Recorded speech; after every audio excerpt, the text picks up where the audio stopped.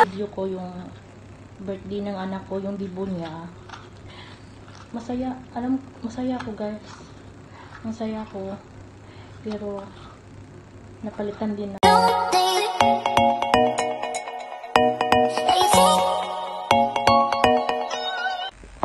Hey guys, good morning.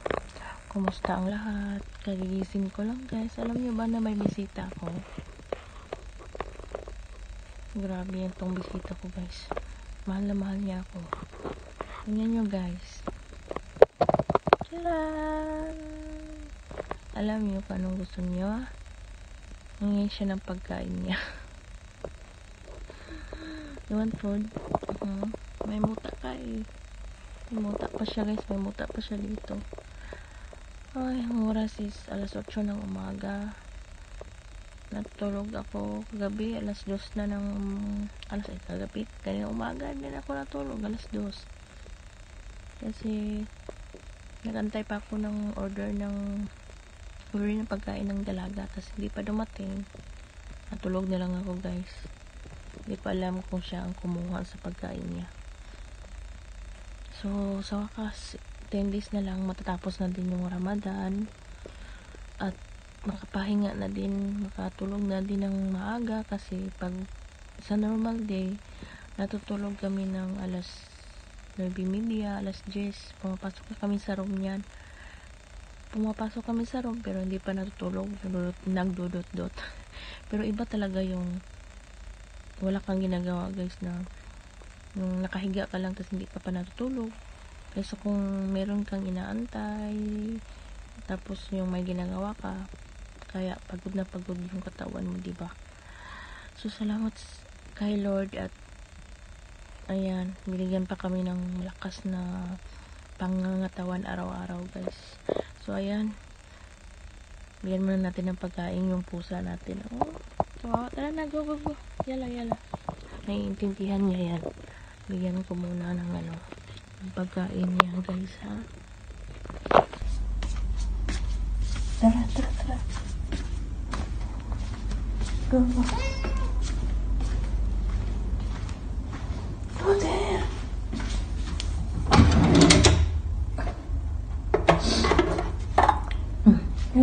Go ahead. Can I eat?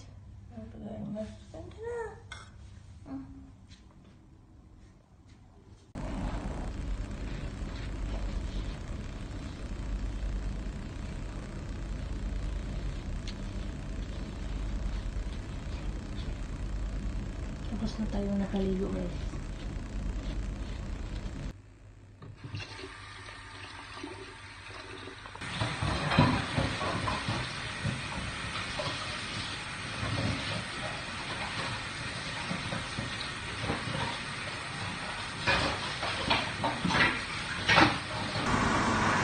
Mashed potato na sa ilalim guys. Tapos na ay burger and mushroom. Natin mo siya ng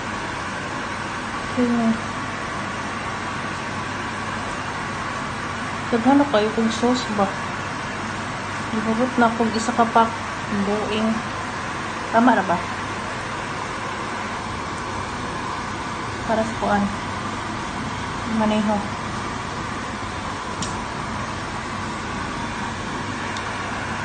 Bango eh.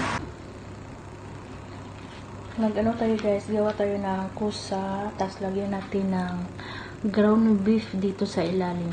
Ground beef ba yan? Or laham. Ayan. Kinuha natin dito sa loob. Mag-alas 11 ng umaga na ba? Ayan, fresh na tayo. Nakaligo na tayo. Ito po.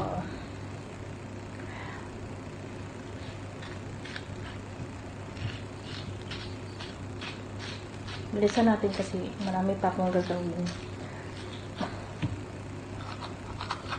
So, ito lang. Tapos yan. Kaya ngayon, nag-request yung amo ko na gagawa ko ng iba na naman na shorba. Yung soup nila, gusto niya na yung manok, tapos lagyan ng carrot. Manok na boiled Kasi mahimayin ko parang sopa sa atin. So patikimin ko siya sa sopas natin. Diba guys? And then alam nyo guys, yung sino yung nakakita sa video ko, yung birthday ng anak ko, yung dibo niya, masaya ako guys, masaya ako, pero napalitan din ng yung parang sakit ng dibdib ko, kasi mahirap pag mahirap tayo tas nagpapakain tayo o nagsiselebrate tayo ng isang kasiyahan, minamaritis tayo ng kapitbahay. Hindi talaga maiwasan na may kapitbahay talaga tayo na yung magmaritis sa atin ba. Porque katulong na ako dito, tas nagpahanda ako ng ganun para sa anak ko. Kaagad nang nangyaalam sa buhay. Iba yung ganyan. Hindi naman ako nangingialam sa kanya. Hindi lahat ng kapitbahay ko, ha? Meron talagang isang kapitbahay ko na hindi ko alam kung isa lang ba sila o dalawa ba na ganyan ang ugali. Hindi hanggang ngayon galit pa siya sa akin, sa amin, ng pamilya namin. Hindi pa siya makamove on guys. Talagang ganyan na yung trabaho niya, ugali niya na nangingialam ng takbo ng ibang buhay. Bakit ganito lang ako? Parang basta iwan po yung ganyang mga kapitbahay guys. Nangingialam siya. Yung bang parang wala din siyang, hindi siya naghihirap, na wala din siyang utang sa mundo. Tama ba yung ganyan na nagmimensahe siya sa may-ari ng lupa ko na kasi may kulang pa ko sa lupa ko, konti na lang. Minimensahe niya yung may-ari ng lupa na nakabayad na ba daw ako sa lupa ko kasi nagpahanda daw ako ng birthday ng anak ko na bongga. Tama ba yan? Tapos nagsasend pa siya ng picture. Diba nangingialam yan sa buhay? Hindi siya masaya sa buhay niya. Hindi siya masaya. Kaya kung ako sa'yo, maging masaya ka para masaya din yung buhay mo, yung takbo ng buhay mo. Huwag kang mangingialam. Dapat always positive ka. Kasi kapitbahay lang tayo. Tapos ganyan. Nangingialam ka. Nagmamarites ka sa buong mundo. Although hindi naman ako perfecto, na ganyan naman talaga yung tao, pero iba yung sa kanya eh.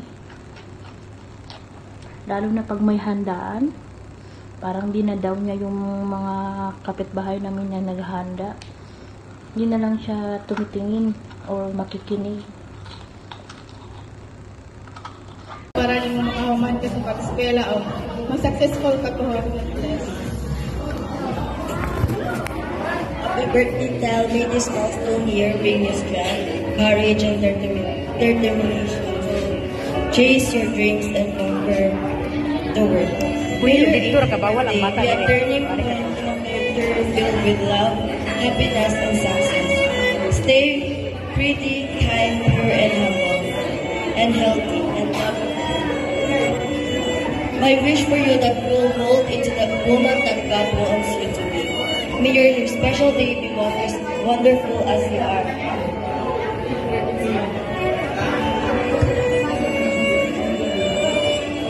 Happy birthday, Day. Salamat sa tanang kalipay ng imong gitala ka namo. Sa mga katuikan. Ikaw adunay espesyal, man kasing kapit, mas lingaw, mas dupa, mas kalingap, kalipay. Wish you all.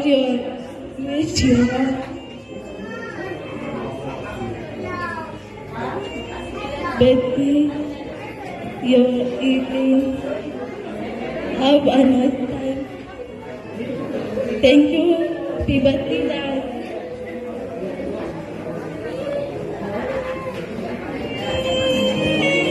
Happy birthday, Mom. I wish you happiness in your life, and I wish you have a lifetime smile. I pray to God will grant you a long life with good health and more years to come. Always stay together through everything, just a grateful message for one. The most beautiful, let's say I'm so blessed and grateful for having you, and once again, happy birthday.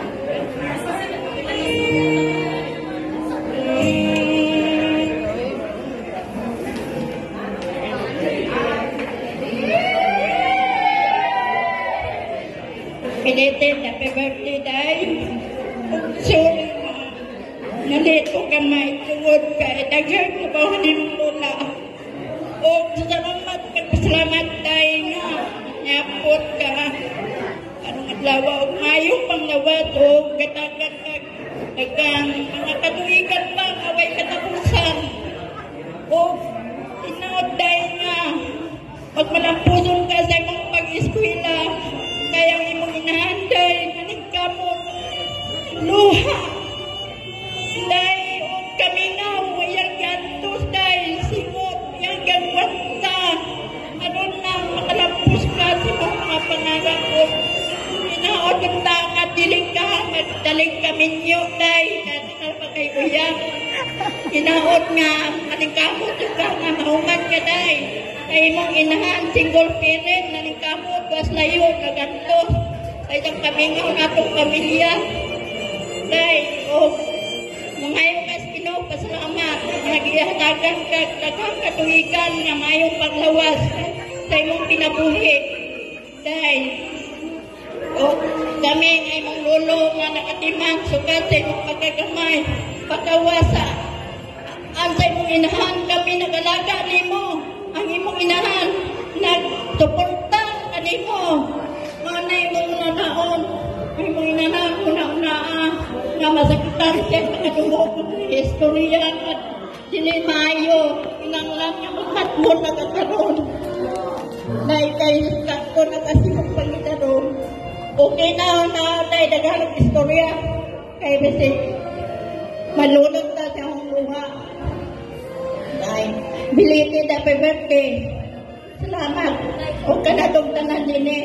Sorry nga makahilap na kong istorya.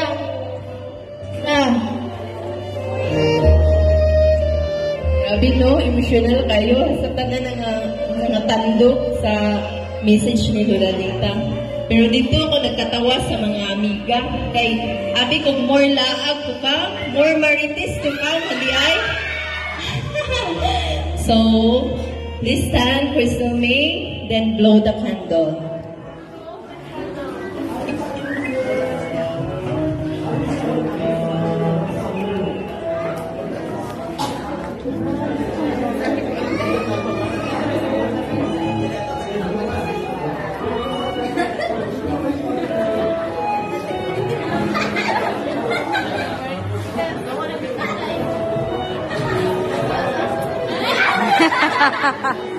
Claro que